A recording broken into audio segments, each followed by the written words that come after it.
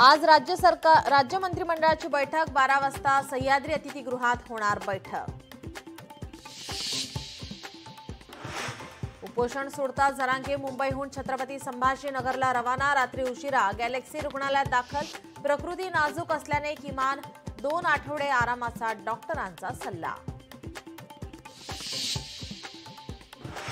मनोज जरांगे यांच्या मराठा आंदोलनाला मोठं यश। मंत्र्यांच्या उपसमितीकडून हैदराबाद गॅझेटियर मान्य, तर सातारा गॅझेटियरच्या मागणीवर जलद गतीने निर्णय घेणार असल्याचंही दिलं आश्वासन। फडणवीस साहेब कटुता संपवूया, उपोषण सोडतो असं म्हणत मनोज जरांगेंनी उपोषण सोडलं। मुख्यमंत्री फडणवीस, दोन्ही उपमुख्यमंत्री आणि राज्य सरकारचे मानले आभार।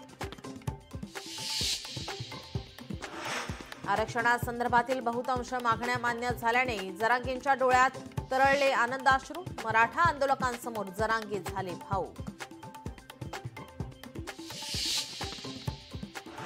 मराठा समाजाच्या हिताचा तोडगा निघाला। जरांगेंनी उपोषण मागे घेतल्यानंतर मुख्यमंत्री फडणवीसांची प्रतिक्रिया।